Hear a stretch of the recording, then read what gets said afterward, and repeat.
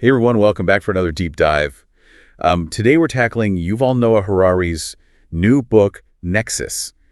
And I know a lot of you are big fans of his work, especially Sapiens, so this should be right up your alley. Yeah, Nexus, it really digs deep into this idea of information networks. You know how they've shaped humanity from the very beginning all the way to, artificial intelligence. Yeah, and how those networks have influenced everything, right? From how societies are structured to how we think about ourselves. It's a pretty big topic. Yeah, it is. And what's really cool is that he doesn't just stick to one field, Yeah. He's bringing in history, philosophy, science, even psychology. Right. It's that classic Harari approach. Yeah. Looking at the big picture and how everything connects. He's not afraid to tackle the big questions. And he starts right at the beginning, with those early humans figuring out how to communicate. Yeah. Imagine trying to explain the concept of fire or danger with just grunts and hand gestures. Must have been tough. Yeah. Definitely a lot of room for misinterpretation. But even those basic forms of communication were a huge step, for early humans. Sharing knowledge about hunting or food sources or potential threats, that was vital for survival. Right. It was like the original social network. it wasn't Facebook, but it was how they built communities and shared those crucial pieces of information. And then, boom, you have the invention of writing, right? Cuneiform hieroglyphs. Suddenly you can record knowledge, transmit it accurately, and preserve it for generations. It's like going from dial-up to broadband, right? This huge leap forward in how we share and store information.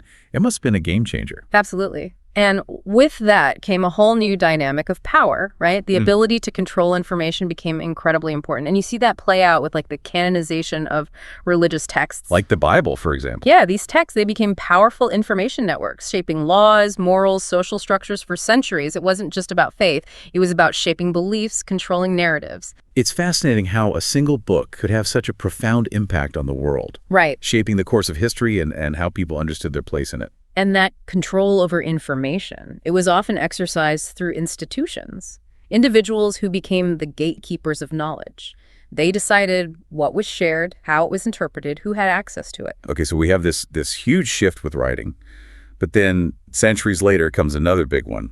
The printing press. Right. Imagine this sudden explosion of books and ideas accessible to way more people. It was like the original internet in a way, democratizing information, challenging those traditional gatekeepers. Yeah, it was like this huge information revolution sparking all sorts of new ideas and movements. You have the Renaissance, the scientific revolution, the Enlightenment, all fueled by this newfound access to knowledge. Exactly. And this explosion of information, it leads to a really important point that Harari makes about narratives. He argues that humans are storytelling creatures. Right. We create stories, we believe them, and they shape our behavior in powerful ways. Think about the myths, the legends, the national histories that have defined cultures throughout history. They give us meaning, purpose, a sense of belonging. And they can also be used to manipulate and control, right?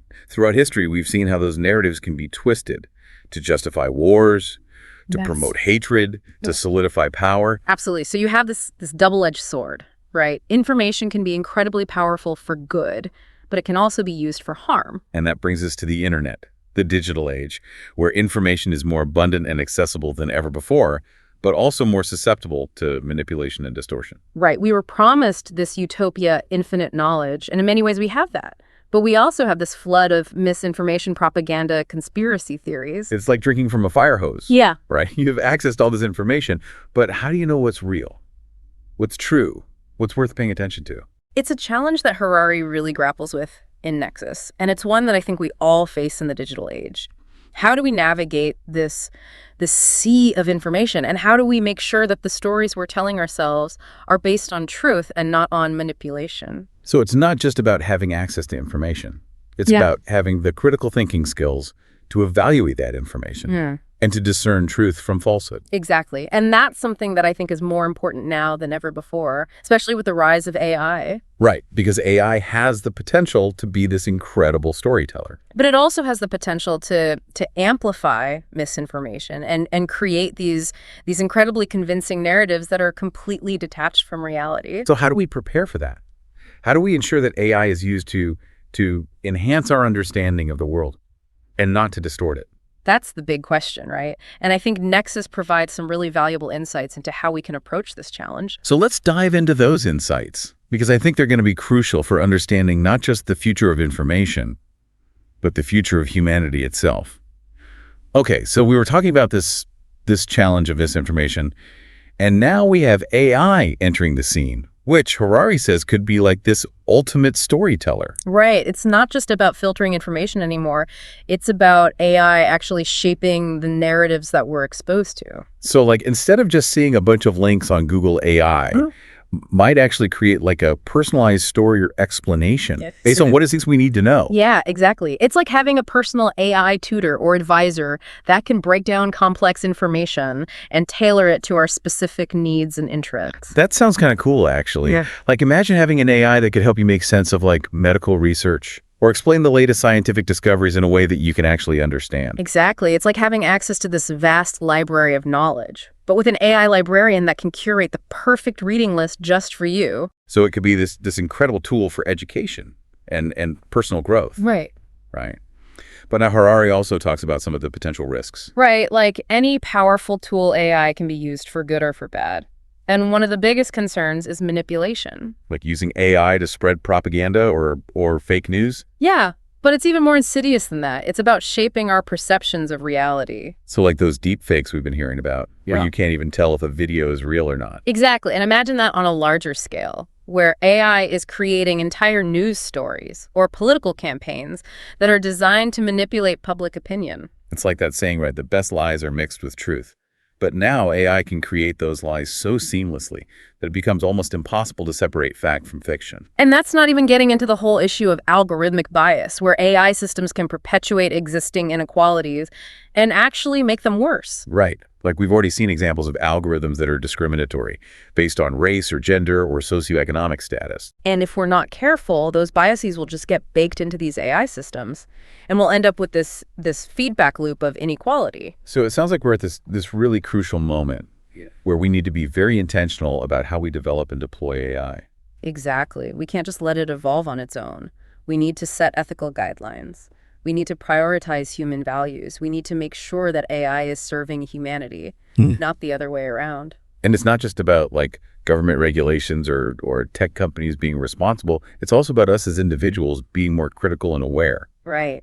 We need to be more discerning about the information we consume, more skeptical of what we see online, and more willing to question the narratives that are being presented to us. It's like we need to develop this AI literacy, right? So that we can understand how these systems work and how they might be influencing our thoughts and behaviors. Exactly. We need to be able to spot the signs of manipulation, to identify when we're being targeted by AI-powered propaganda, and to push back against those efforts. So it's like this arms race in a way, right? We need to become more sophisticated as consumers of information in order to keep pace with the increasing sophistication of AI.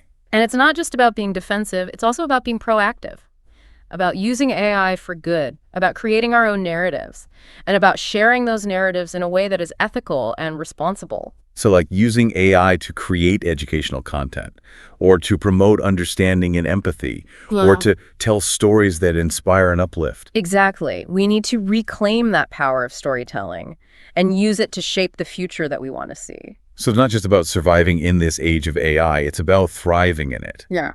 Right, and using these tools to create a better world. Exactly. And I think that's one of the most hopeful messages that Harari offers in Nexus, that we're not just at the mercy of these technological forces. We have the power to shape them and to use them to create a future that is more equitable and more fulfilling.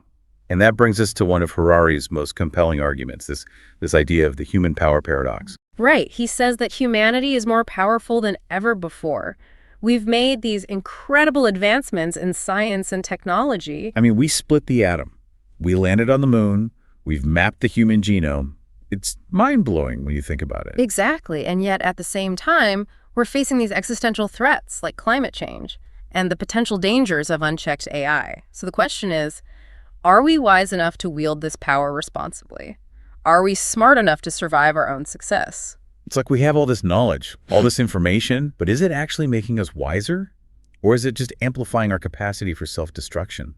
It's a question that Harari doesn't shy away from, and it's one that I think we all need to be asking ourselves. Because it's not just about the technology itself. It's about the choices that we make Yeah. and the values that we prioritize. And it's about recognizing that we're all interconnected, right? That our actions have consequences, and that the future of humanity depends on our ability to cooperate and to find common ground. And that leads us to another key argument that Harari makes about the importance of shared beliefs. Right. He says that human cooperation on a large scale requires some kind of shared narrative or a set of beliefs that bind us together. It's like the glue that holds societies together. Right.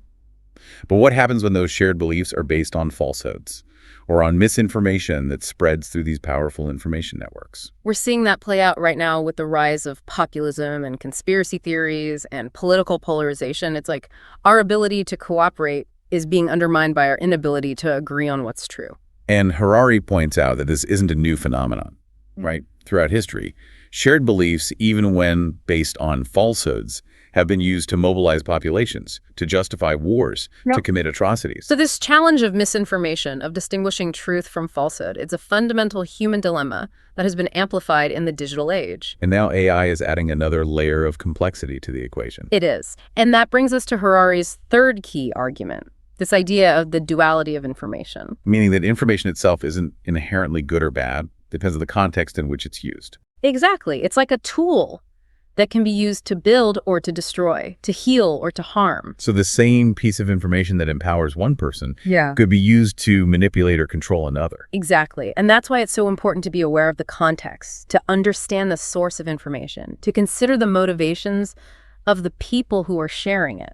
It's about being critical thinkers You're right. and not just accepting everything we see or hear at face value. And it's about recognizing that we all have a responsibility to be careful about the information that we share and to make sure that we're not contributing to the spread of misinformation. So it's not just about protecting ourselves from manipulation, it's also about protecting others Yeah. and about creating a more informed and responsible information ecosystem. Exactly. And that brings us back to this idea of human agency, that we're not just passive consumers of information.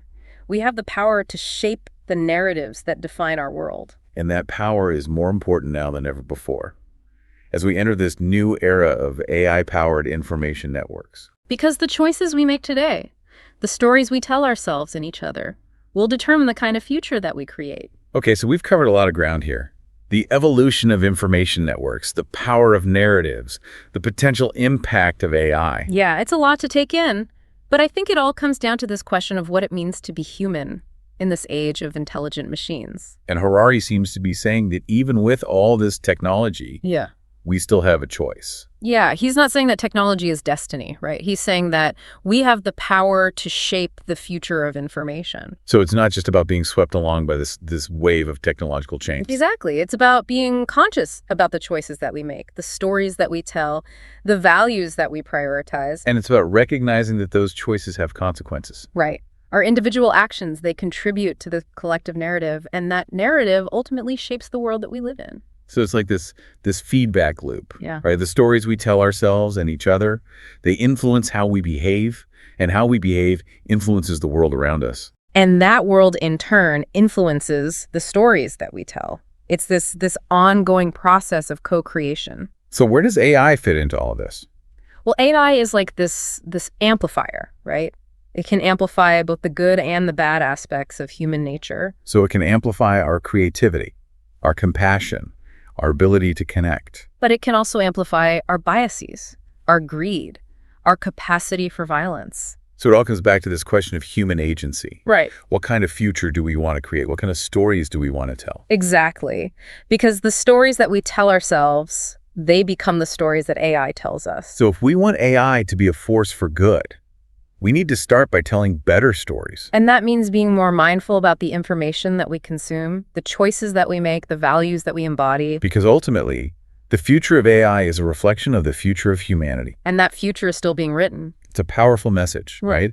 That we're not just passengers on this technological roller coaster. We're the ones who are building it. Yeah. And we're the ones who are driving it. So let's make sure that we're building a roller coaster that's worth riding. Well, this has been an incredible deep dive into Yuval Noah Harari's Nexus, Yeah. a book that I highly recommend to anyone who wants to understand the forces shaping our world. And to anyone who wants to be a part of shaping that world for the better. So that's it for this episode of The Deep Dive. Thanks for joining us. And as always, keep thinking, keep questioning, and keep exploring.